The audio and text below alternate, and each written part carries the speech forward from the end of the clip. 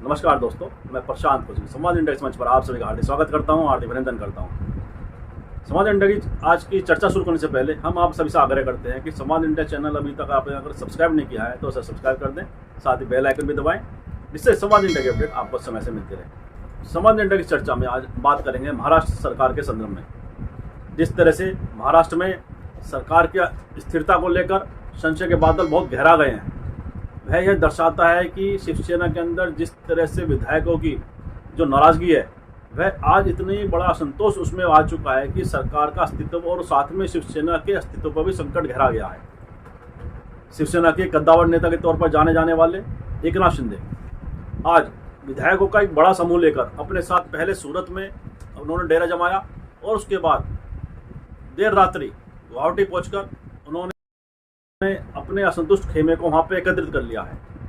बताया जा रहा है उनके साथ लगभग 35 से 37 विधायक उनके साथ हैं। उसमें शिवसेना के कुछ निर्दलीय विधायकों को उनके पास समर्थन मिला हुआ है। अगर ये संख्या वास्तव में सही है, जिस तरह से वीडियो फोटो भी बाहर आए हैं, उससे तो यह निश्चित रूप से प्रतीत होता है कि इस समय शिवसेना के सामने अपने जन्म से लेकर अभी तक के लिए सबसे बड़ा अस्तित्व का संकट खड़ा हो गया है। सरकार रहे या न रहे वो तो एक अलग विषय है, लेकिन इससे बड़ा सवाल शिवसेना के व्यक्तिगत रूप से शिवसेना नेतृत्व के लिए, बाल ठाकरे परिवार के लिए और शिवसेना के अस्तित्व के लिए आज बहुत बड़ा प्रश्न खड़ा हो गया है। क्या क्या बाल ठाकरे का परिवार, जो शिवसेना का पर्याय माना जाता है, जो शिवसेना के लिए संजीवनी काम करता है, जिन्होंने शिवसेना की स्थापना करी, आज वह परिवार का नेतृत्व शिवसेना के विधायक मानने को तैयार नहीं है? यह बड़ा सवाल है। ऐसा क्या कारण हुआ कि एकनाथ शिंदे, जो शिवसेना के मजबूत नेताओं में गिने जाते थे, बाल ठाकरे परिवार के विश्वस्त नेता के तौर पर जिनका नाम बार बार सामने आता था, उन्होंने शिवसेना के नेतृत्व से बगावत कर दी? यह सवाल वास्तव में एक बड़ा यक्ष प्रश्न की तरह सभी के सामने है कि आखिर ऐसा क्या कारण हुए, ऐसा क्या हुआ कि एकनाथ शिंदे ने कदम उठाया। पिछले लगभग 2.5 साल से शिवसेना के नेतृत्व में महाविकास आघाड़ी गठबंधन के नाम पर एक सरकार महाराष्ट्र में चल रही थी, जिसका नेतृत्व शिवसेना कर रही थी और साथ भारतीय राष्ट्रीय कांग्रेस और एनसीपी उस गठबंधन का प्रमुख हिस्सा थे। इन तीनों पार्टियों के आपस में मिलकर महाराष्ट्र में सरकार बनाई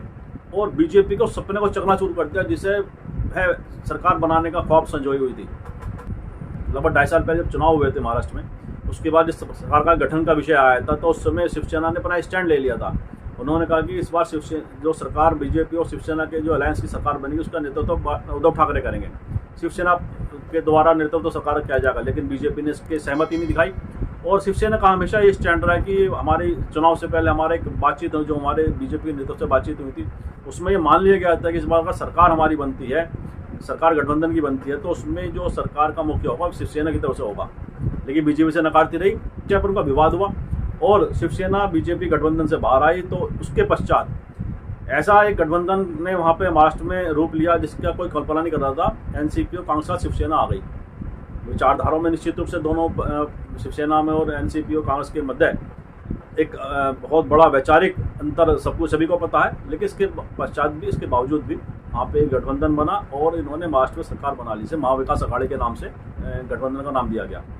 उसी के पश्चात से बीजेपी के अंदर मन में ये मलाल था कि किसी न किसी तरह से सरकार को महाराष्ट्र में रहना नहीं चाहिए, यह अनैतिक है। वह हमेशा ऐसे अनैतिक बताती रही और कहती रही कि नैतिक दायित्व हमारा था सरकार बनाने का, और किसी भी हालत में हम समय पर, जब भी समय आएगा तो हम इसे वापस सरकार बनाकर महाराष्ट्र में दिखाएंगे। के बड़े नेता महाराष्ट्र में देवेंद्र फडणवीस बार बार इस बात को कहते रहे कि यह गठबंधन अनैतिक है और इसकी जो लाइफ है वो ज़्यादा समय तक चलने वाला नहीं है, यह सरकार बहुत ही जल्दी गिरेगी। तो जैसे शरद पवार ने कल एक प्रेस कॉन्फ्रेंस करते हुए दिल्ली में कहा भी कि हमारी सरकार गिराने के लिए पहले भी 2 बार प्रयास हुए, लेकिन हर बार उनकी कोशिशें असफल नहीं। इस बार भी, तीसरी बार भी उनकी सरकार जो कोशिशें हैं सरकार गिराने की, वो भी असफल हो जाएगी। लेकिन इस बार जो समीकरण दिखाई देते हैं, इस बार जो विधायकों की संख्या एकनाथ शिंदे के साथ दिखाई देती है, अगर वो आखिर तक टिकी रहती है उनके साथ, तो इसमें कोई दो राय नहीं कि सरकार के सामने अपनी स्थिरता को लेकर, अपने अस्तित्व को लेकर बहुत बड़ा संकट है, जिसे टालना इस समय तो दिखाई देता नहीं है कि वो टल सकता है। क्योंकि विधायक जब संख्या ही नहीं है उद्धव ठाकरे के पास, तो सरकार का अस्तित्व कैसे बचेगा। कांग्रेस ने भी अपने सभी विधायकों को मुंबई बुलाकर उनके साथ मीटिंग करी, उनके साथ बैठक करी, उनकी राय को जाना, उनसे मशवरा किया और अपने विधायकों को एकजुट रखने का संकल्प भी दिखाया उन्होंने। लेकिन साथ में 2-3 विधायक उस समय नहीं थे, तो कमलनाथ जो ऑब्जर्वर बना के भेजे गए हैं पार्टी की तरफ से, कांग्रेस की तरफ से, उन्होंने कहा कि उनसे हमारा संपर्क बना हुआ है, वो रास्ते में है। इसी प्रकार एनसीपी ने भी अपने सब विधायकों को मुंबई में उनसे बैठ कर बातचीत की, उनका विश्वास अपने साथ जोड़े रखा और आश्वासन दिया है कि हम सब एकजुट हैं। उन्होंने विश्वास दिखाया कि हम सब एकजुट हैं और हमारी सरकार को खतरा नहीं है। वहीं उद्धव ठाकरे के नेतृत्व में भी वहाँ पे शिवसेना अपने सब विधायकों को एकत्रित करने का प्रयास कर रही है, सबसे बातचीत कर रही है। संजय राउत जो उनके प्रवक्ता के तौर पर जाने जाते हैं, उन्होंने कहा कि सुबह मेरी एकनाथ शिंदे से काफ़ी देर तक बातचीत हुई है और उसमें हम सकारात्मक बहानी बातचीत हुई है, हमें उम्मीद है सब कुछ ठीक हो जाएगा। लेकिन उसके कुछ समय बाद संजय राउत का एक ट्वीट और आता है जिसमें वो कहते हैं कि जो इस तरह के ये घटनाक्रम है वह विधानसभा भंग होने की तरफ बढ़ता दिखाई देता है। तो ये संकेत दिखाता है कि समय करने की कोशिशें लगातार जारी थी, वह हो नहीं पा रही हैं। और गुवाहाटी में जब कुछ वीडियो भी ऐसे बाहर आए सामने जो दिखाई देते हैं अलग अलग प्लेटफॉर्म से पे कि जिस तरह से गुजरात से जो विधायक गुवाहाटी की तरफ उन्हें ले जाया जा रहा है, तो किस तरह से पुलिस फोर्स का घेरा उनके चारों तरफ और किस तरह से दिखाई देता है कैसे पुलिस फोर्स उनके साथ लगी हुई है और उन्हें जल्दी से जल्दी एयरपोर्ट की तरफ ले जाने की कोशिश में है। तो ये दिखाता है कि पूरा एक सुरक्षा का घेरा उनके साथ विधायकों के साथ है। तो इन सब बातों से जो आरोप लगते हैं कि इसके पीछे बीजेपी का पूरा हाथ है, तो यह भी दिखा देता है कि जब पुलिस फोर्स सुरक्षा घेरा उन विधायकों के साथ उस स्टेट का है लगा हुआ है, तो ये दिखाता है कि निश्चित रूप से बीजेपी शासित राज्य इन विधायकों के साथ कहीं ना कहीं खड़े दिखाई देते हैं। महाराष्ट्र में जो राजनीतिक घटनाक्रम घटा है उसके पीछे शिवसेना भाजपा पर सीधे सीधा आरोप लगाते हुए कहती है कि वह जो सरकार को अस्थिर करने की लगातार बीजेपी कोशिश करती रही है और आज भी बीजेपी के शासित राज्यों में ही एकनाथ शिंदे अपने 7 विधायकों को लेकर वहाँ बैठे हैं, चाहे पहले गुजरात में बैठे रहे हों चाहे अब इस समय गुवाहाटी में बैठे हों। तो ये सब दिखाता है कि बीजेपी शासित राज्यों में जाने का मतलब है कि इसके पीछे बीजेपी ही उन्हें समर्थन अपना दे रही है, बीजेपी उन्हें पूरा सहयोग कर रही है। तो ये जो आरोप लग रहे हैं बीजेपी से नकार रही है। देवेंद्र फडणवीस कहते हैं कि इसमें हमारा कोई मतलब नहीं है, हमारा कोई रोल नहीं है, ये तो शिवसेना का अंदरूनी मामला है, इसमें हम क्या कर सकते हैं। लेकिन यह सभी जानते हैं कि एकनाथ शिंदे ने जो कदम उठाया वह बिना किसी भारी समर्थन के उन्होंने ऐसा कदम नहीं उठाया है। तो उनके पास कोई ना कोई भारी समर्थन, भारी ताकत उनके साथ ऐसी है जो उन्हें सपोर्ट कर रही है, जो उन्हें इसको विश्वास दे दे कि आपकी जो बगावत है उसको हम पूरा सम्मान देंगे। इसलिए एकनाथ शिंदे इतने विश्वास में दिखाई देते हैं, वह किसी भी तरह से शिवसेना के साथ समझौतेवादी स्थिति में आने को तैयार नहीं है। उनका बड़ा स्पष्ट रुख है जो उन्होंने अपने विधायक के माध्यम से भी और सार्वजनिक रूप से भी उन्होंने व्यक्त कर दिया है कि अगर उद्धव ठाकरे शिवसेना इस महाविकास अघाड़ी के जो गठबंधन से बाहर आ जाती है और बीजेपी के साथ मिलकर सरकार बनाती है जिसके मुख्यमंत्री के तौर पर देवेंद्र फडणवीस होंगे, तो हम उस स्थिति में शिवसेना के अंदर वापस शामिल होने के लिए तैयार हैं। तो यह जो उन्होंने ऑफर दिया है पार्टी को, अपनी उद्धव ठाकरे को ऑफर दिया है, तो उससे बड़ा स्पष्ट होता है कि वह बीजेपी के साथ जाने में ही अपने को ठीक मानते हैं। और देवेंद्र फडणवीस के नाम जो उन्होंने कहा कि मुख्यमंत्री के तौर पर हम उन्हें चाहते हैं, तो इससे बड़ा स्पष्ट होता है कि क्या खेल चल रहा है, किस तरह की जो राजनीतिक गतिविधियाँ संचालित किस तरह से की जा रही हैं। और साथ ही एक बात और एकनाथ शिंदे बार बार कह रहे हैं कि हम बाल ठाकरे के सिपाही हैं, हम बाल ठाकरे के हिंदुत्व वाले लोग हैं। तो बाल ठाकरे के हिंदुत्व की रक्षा करने के लिए हमें आवश्यकता है कि हम बीजेपी और शिवसेना एक मंच पर दोबारा आएँ। यह प्रश्न यहाँ उठता है कि अगर 2.5 साल के बाद उनका बाल ठाकरे हिंदुत्व क्यों याद आया। 2.5 साल सरकार में रहे, मजबूत मंत्री के तौर पर जाने जाते रहे हैं, बड़े महत्वपूर्ण मंत्रालय उनके पास थे जिन्हें मलाईदार मंत्रालय कहा जाता है। तो लेकिन अब 2.5 साल के बाद ऐसा क्या हुआ कि उन्हें लगने लगा कि बाल ठाकरे के हिंदुत्व के तौर पर हम तो जाने जाते रहे हैं और बाल ठाकरे के हिंदुत्व वाले हम सिपाही हैं, तो हमें इस महाविकास अघाड़ी के साथ में सरकार नहीं चलानी चाहिए। तो उनका जो जागृति उनके अंदर आई वो 2.5 साल के बाद आई। यह सोचने का विषय है। तो सभी जानते हैं जो सत्ता का खेल है, कब किस करवट ले लेता है, कहाँ किसके क्या इंटरेस्ट जो कहाँ दिखाई देते हैं उन्हें कि मेरे इंटरेस्ट जहाँ पे ज़्यादा फल सकते हैं, फलीभूत हो सकते हैं। इसके पीछे हमें देखना पड़ेगा एकनाथ शिंदे की जो राजनीतिक महत्वाकांक्षा है और शिवसेना नेतृत्व के अंदर जो उनकी पकड़ थी वो कहीं ना कहीं इस समय कमज़ोर हो रही थी। क्योंकि एकनाथ शिंदे महाराष्ट्र में ठाणे क्षेत्र से आते हैं जहाँ पर हमेशा उनकी एक बहुत मजबूत पकड़ संगठन के अंदर उस तौर पर रही है, संगठन में रही है और वो शिवसेना के बड़े मजबूत नेता के तौर पर माने जाते हैं। शिवसेना के अंदर एकनाथ शिंदे का रोल इस तरह का विधायकों को संभालने की जिम्मेदारी उनके पास थी। जैसे कहते हैं ना किसी खेत की सुरक्षा के लिए बाढ़ लगाई जाती है और बाढ़ अगर खेत को खा जाती है तो क्या हाल होगा। तो आज वो स्थिति वही हो रही है। एकनाथ शिंदे की भूमिका शिवसेना ने वही तय की हुई थी, सब विधायकों को वो साथ रखे, उन्हें एकजुट रखे। और एकनाथ शिंदे ने उस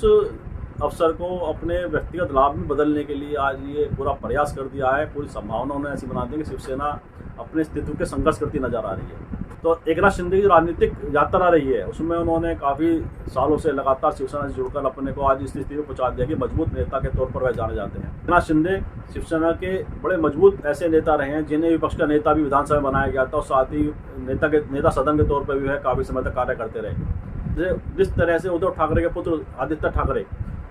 वर्तमान की महाराष्ट्र सरकार में मंत्री के तौर पर कार्यरत रहे और एक पावर सेंटर आदित्य ठाकरे के इर्द गिर्द भी डेवलप होने लगा, उससे एकनाथ शिंदे को कहीं ना कहीं परेशानी महसूस होने लगी। क्यों, एक उद्धव ठाकरे का पावर सेंटर तो ऑलरेडी था जिससे वह मानते भी थे कि हमारा नेतृत्व है, लेकिन साथ में आदित्य ठाकरे के द्वारा जो पावर सेंटर को बनाया जाने लगा और आदित्य ठाकरे के इर्द गिर्द पावर सेंटर डेवलप होने लगा, उससे एकनाथ शिंदे को अपनी ऐसा लगा कि मेरी जो स्थिति है वो कहीं ना कहीं शिवसेना के अंदर कमजोर होने लगी है। तो इस बात को वह काफ़ी समय से महसूस भी करते रहे हैं और उसी प्रभाव यह रहा है कि वह आज इस कदम उठाने को मजबूर हो गए कि उन्होंने पूरे शिवसेना को तोड़ने का काम कर दिया। वह लगातार ये कह रहे हैं मैं शिवसेना तोड़ूंगा, मैं शिवसेना से कहीं बाहर नहीं जाऊंगा, लेकिन हम असली शिवसेना है, क्योंकि वो अगर संख्या उनके पास इतनी हो जाती है कि वो संख्या अपने पास इतना जुटा लेते हैं जिससे शिवसेना को तोड़ने में वह आसानी से सफल हो सकते हैं, तो निश्चित रूप से शिवसेना के अस्तित्व पर बहुत बड़ा संकट है। नितिन देशमुख जो साथ में एकनाथ शिंदे के साथ गए हुए थे, उन्होंने वापस आकर वहाँ से वापस आकर एक बात बड़ी आरोप लगाया है एकनाथ शिंदे उस पूरे ग्रुप के ऊपर, मुझे ज़बरदस्ती ले जाया गया था और मैं बड़ी मुश्किल से वहाँ से अपना, उन्होंने जो पूरा वाक्य बयान किया है कि मेरे पीछे 150-200 पुलिसकर्मी थे और मैं किसी तरह से अस्पताल से बहाना बना कर मेरे पे शरीर पर भी उन्होंने प्रक्रिया करने की कोशिश की और मैं किसी तरह से अस्पताल से बाहर निकल कर आ जाऊँ। देखना, नितिन देशमुख का यह बयान भी बड़े सवाल उठाता है कि क्या ज़बरदस्ती विधायकों को ले जाया गया है या कुछ विधायक वहाँ पर कंफर्टेबल नहीं एकनाथ शिंदे के साथ। तो ऐसे अगर नितिन देशमुख जैसे कुछ लोग अगर आ जाते हैं, क्योंकि अभी समय सरकार एकदम से नहीं गिरने की है, इसके लिए एक समय होता है, प्रक्रिया होती है। तो अगर ये समय मिलता है उद्धव ठाकरे को सरकार बचाने का या विश्वास दर्शाने का, तो इस बीच में जो समय मिलेगा 10 दिन का, 20 दिन का, 25 दिन के बाद जो समय होगा, वो ऐसे में क्या अपने विधायकों को जो रुष्ट होकर एकनाथ शिंदे के साथ इसमें बैठे हुए हैं, क्या उन्हें मनाने की कोशिश में सफल हो सकते हैं? यह भी बड़ा सवाल है, बड़ा प्रश्न है कि जो उन्हें समय मिलेगा सरकार को बचाने का, कि एकदम से विधानसभा में फ्लोर पे ही ये साबित होगा कि किसके पास बहुमत है, जिसके पास संख्या है वह सरकार बनाएगा और सरकार बचा भी सकता है। हाँ, इसमें कोई दुरानी आज के समय में स्पष्ट रूप से ये दिखता है कि जो संख्या का गणित है उसमें उद्धव ठाकरे कमजोर हो चुके हैं। विधायकों की संख्या एकनाथ शिंदे के पास ज़्यादा दिखाई देती है उद्धव ठाकरे के मुकाबले, तो ऐसे में महाविकास अघाड़ी के पास जो बहुमत का जो आंकड़ा था वो कमजोर हो चुका है। अगर बीजेपी के साथ एकनाथ शिंदे जाते हैं तो उनकी सरकार बनना तय है, जो आंकड़े वर्तमान में दिखाई देते हैं उसमें तो कोई दो राय नहीं, किसी तरह का कोई बहस की गुंजाइश ही नहीं है। लेकिन एक प्रक्रिया है, एक समय अंतराल होता है, एक समय होता है कि उसके अंतर्गत ही उद्धव ठाकरे को बहुमत करने का, साबित करने का विधानसभा के फ्लोर पर समय मिलेगा कि वे अपना बहुमत साबित करते हैं नहीं करते। 10 दिन का मिलता है, 20 दिन का मिलता है, वह राज्यपाल के विवेक पर निर्भर करता है कि उन्हें क्या समय देते हैं, कितने समय की निश्चित करते हैं, कब उन्हें अपना बहुमत विधानसभा के अंदर साबित करना पड़ेगा। और उद्धव ठाकरे बहुमत साबित करने की मांग करते हैं विधानसभा के पटल पर, तो उन्हें समय मिलेगा और उस समय जो उन्हें मिलेगा क्या वे उसमें अपनी सरकार को बचाने के प्रयास में सफल हो सकते हैं? जो विधायक एकनाथ शिंदे के साथ बैठे हुए हैं वो क्या उस समय तक उनके साथ रहेंगे? सवाल वास्तव में बड़े महत्वपूर्ण हो जाते हैं। इस बीच शिवसेना ने एक पत्र जारी कर अपने सभी विधायकों से कहा कि वह शाम 5 बजे तक उद्धव ठाकरे जी के निवास पर पहुंचे और वहां पर एक बैठक की जाएगी। अगर जो विधायक 5 बजे तक नहीं पहुंचेगा उनका माना जाएगा कि उन्हें पार्टी तोड़ने का काम कर रहे हैं। उनकी सदस्यता रद्द करने के बारे में भी इस पार्टी फिर विचार करेगी। तो यह जो पत्र जारी कर उन्होंने संदेश दिया विधायकों को, उससे ये बात बड़ी स्पष्ट है, शिवसेना भी कठोर कदम लेने तक अग्रसर हो चुकी है। साथ ही एक नया डेवलपमेंट हुआ है कि आदित्य ठाकरे जो इस सरकार में मंत्री थे, उन्होंने अपने ट्विटर प्रोफाइल से मंत्री पद को हटा दिया है। तो इससे यह संकेत है कि आदित्य ठाकरे और उद्धव ठाकरे भी समझ रहे हैं जो वर्तमान की स्थिति है उसमें सरकार के अस्तित्व पर बहुत बड़ा प्रश्न गहरा गया है। यह तो समय बताएगा कि आने वाले दिनों में किस तरह से महाराष्ट्र की राजनीति किस दिशा में जाती है और इसमें और अभी क्या नए नए घटनाक्रम देखने को मिल सकते हैं। आज की स्थिति में तो यही है कि महाराष्ट्र की सरकार अपने अस्तित्व को बचाने के लिए बहुत बड़े संघर्ष की स्थिति में है और आंकड़ों के लिहाज से तो यह कहा ही जा सकता है कि इसमें महाराष्ट्र सरकार के दिन गिने चुने हैं। जब तक वह फ्लोर पर अपना बहुमत साबित करने का उन्हें समय नहीं मिलता है, तो जब तक की सरकार मानी जा सकती है, क्योंकि आंकड़े अगर ये ऐसे रहे जैसे इस समय है तो महाराष्ट्र सरकार गिने चुने दिनों की मेहमान है। इन्हीं शब्दों के साथ आज की चर्चा को विराम देते हैं और आपसे आग्रह करते हैं कि संवाद इंडिया चैनल को सब्सक्राइब करें, साथ ही लाइक करें, शेयर करें, कमेंट करें और सब्सक्राइब करने के साथ बेल आइकन जरूर दबाएं, जिससे संवाद इंडिया के अपडेट आपको समझ में मिलते रहें। बहुत बहुत धन्यवाद, बहुत बहुत अभिवादन।